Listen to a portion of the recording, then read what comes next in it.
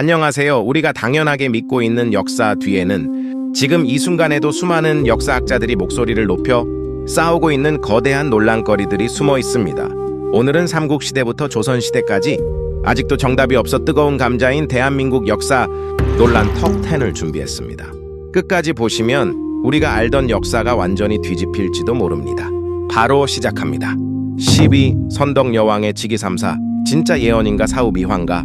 삼국유사에 보면 신라 선덕여왕이 미래를 3번이나 정확히 맞췄다는 직위삼사 이야기가 나옵니다. 개구리 울음소리를 듣고 백제 매복군을 찾아내거나 당나라 태종이 보낸 모란꽃 그림만 보고 향기가 없을 걸 맞힌 일화죠.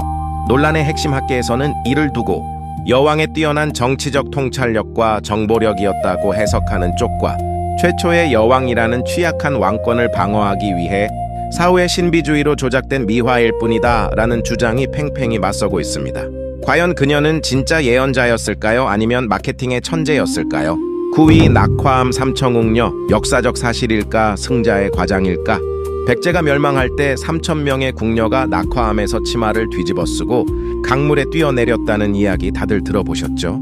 논란의 핵심하지만 당시 사비성의 인구와 규모를 감안할 때 궁녀 3,000명은 물리적으로 불가능하다는 게 정설입니다. 심지어 삼국사기나 삼국유사 같은 정사에는 삼천궁녀라는 표현이 아예 없습니다. 조선시대 문인들의 시에서 처음 등장하죠. 백제 의자왕을 타락한 군주로 만들기 위한 승자신라당의 철저한 왜곡이자 과장이라는 의견이 지배적이지만 여전히 비극의 상징으로 소비되는 이 논란, 여러분은 어떻게 생각하시나요? 8위 고려태조 왕건의 훈요10조 진짜일까 조작된 위서일까? 고려를 세운 왕건이 후대 왕들에게 남겼다는 유훈, 훈요10조. 그런데 이 중 차현 차령산맥, 이남과 공주 강금강, 외곽의 사람들을 등용하지 말라는 특정 지역 배제 조항이 엄청난 논란입니다. 논란의 핵심 왕건의 핵심 참모 중에도 그 지역 출신이 많았는데 굳이 이런 유언을 남겼을 리 없다는 거죠. 이 때문에 현종 때 거란의 침공으로 궁궐이 불탄 틈을 타 경주 출신 세력들이 자신들의 기득권을 지키기 위해 내용을 위조하거나 변조했다는 훈요10조 위서론이 끊임없이 제기되고 있습니다. 왕건의 진심은 과연 무엇이었을까요? 7위 인조의 장자 소현세자 독살인가 지병인가? 병자호란의 치욕을 겪고 청나라의 인질로 잡혀갔다가 8년 만에 귀국한 소현세자. 그는 서양의 문물을 적극적으로 받아들이려 했던 깨어있는 인물이었습니다. 하지만 귀국 후 2달 만에 의문의 급사를 당하죠. 논란의 핵심 실록에는 시신 전체가 검은빛이었고 이목구비에서 피가 흘러나왔다며 전형적인 독살 징후를 기록하고 있습니다. 인조가 자신의 왕위를 위협한다고 느껴 의관을 시켜 독살했다는 설과 단순히 청나라에서의 스트레스와 학질 말라리아로 인한 병사라는 설이 대립합니다. 만약 그가 살아남아 왕이 되었다면 조선의 운명은 어떻게 바뀌었을까요? 이후기 연개소문, 고구려를 구한 영웅인가 망친 독재자인가? 당나라 태종의 대군을 물리친 안시성 전투의 배우이자 고구려의 강력한 실권자, 영개소문. 논란의 핵심 글을 바라보는 시선은 극과 극으로 갈립니다. 단재 신채호 선생은 외세에 맞선 위대한 민족 영웅으로 평가한 반면 김부식의 삼국사기 등에서는 왕을 시해하고 권력을 독점해 결국 고구려의 멸망을 재촉한 잔혹한 독재자로 기록했습니다. 강력한 자주국방의 상징일까요? 아니면 나라도 못 지킨 권력 중독자일까요? 여전히 역사의 법정에서 판결이 나지 않은 인물입니다. 5위 명성황후 여우사냥 고종은 정말 무능하게 지켜만 보았나?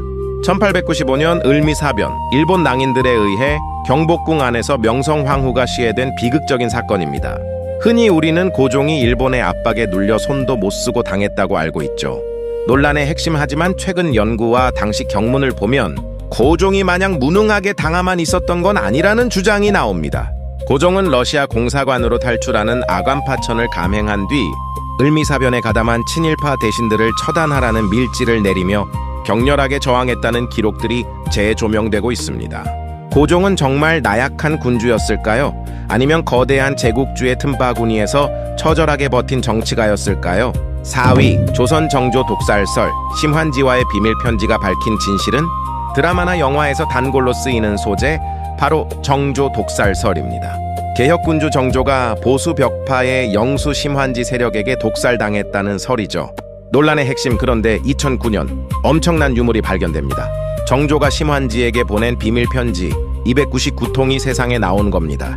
편지 내용을 보니 두 사람은 원수가 아니라 막후에서 정치적 각본을 짜고 움직이던 정치적 파트너에 가까웠습니다.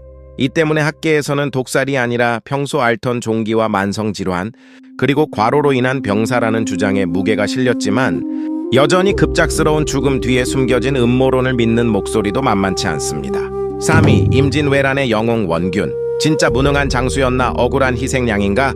이순신 장군의 완벽한 라이벌이자 7천량 해전에서 조선 수군을 전멸시킨 장본인으로 낙인 찍힌 원균. 우리에게는 천하의 무능한 장수로 기억되어 있습니다. 논란의 핵심. 하지만 선조는 그를 이순신, 권율과 함께 똑같은 선무공신 1등으로 책봉했습니다. 원균은 용맹한 장수였으나 이순신과의 정치적 갈등과 선조의 무리한 출전 명령 때문에 억울하게 패장으로 몰렸다고 주장하는 원균. 옹호론과 실록에 기록된 대로 성품이 거칠고 전략이 없어 군을 망친 게 팩트다라는 비판론이 지금도 역사 커뮤니티를 폭발시키는 주제입니다. 2위, 광해군 평가. 시대를 앞선 실리 외교가인가 폭군인가? 인조 반정으로 폐위되어 조나 종의 묘호를 얻지 못한 광해군. 과거에는 동의보감을 간행하고 대동법을 실시했으며 명나라와 후금 사이에서 중립 외교를 펼친 영리한 군주로 재평가받았습니다. 논란의 핵심. 그러나 최근 학계에서는 광해군의 중립 외교가 사실은 치밀한 전략이 아니라 우유부단함의 결과였다는 비판이 나옵니다. 특히 임진왜란 직후 재정이 파탄난 상황에서 왕권 강화를 위해 무리하게 수많은 대궐을 짓는 토목공사를 벌여 백성들의 삶을 피폐하게 만들었다는 점이 부각되면서 재평가가 너무 과했다, 폭군이 맞다는 의견과 그래도 전쟁을 막으려 한 실리주의자다라는 의견이 팽팽하게 맞서고 있습니다. 1위, 신라의 삼국통일. 민족의 위협인가? 대동강 이남의 불완전한 야합인가? 대한민국 역사상 가장 크고 무거운 논란, 바로 신라의 삼국통일입니다.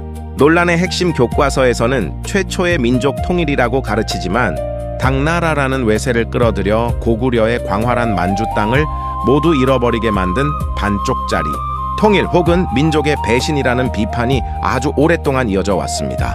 반면 신라 입장에서는 당나라를 이용해 백제와 고구려를 무너뜨린 뒤 결국 매소성 전투 등에서 당나라까지 몰아냈으니 최선의 자주적 생존 전략이었다는 반론도 강력합니다. 만약 신라가 아닌 고구려나 백제가 통일했다면 지금 우리 영토와 문화는 어떻게 변했을까요? 대한민국 역사상 이보다 더 뜨거운 논쟁은 없습니다. 지금까지 들어본 순위 외에 과거 역사 논란이 있는 내용이 있다면 댓글 남겨주시면 감사하겠습니다. 내용이 좋았다면 구독, 좋아요도 잊지 말고 부탁드리겠습니다.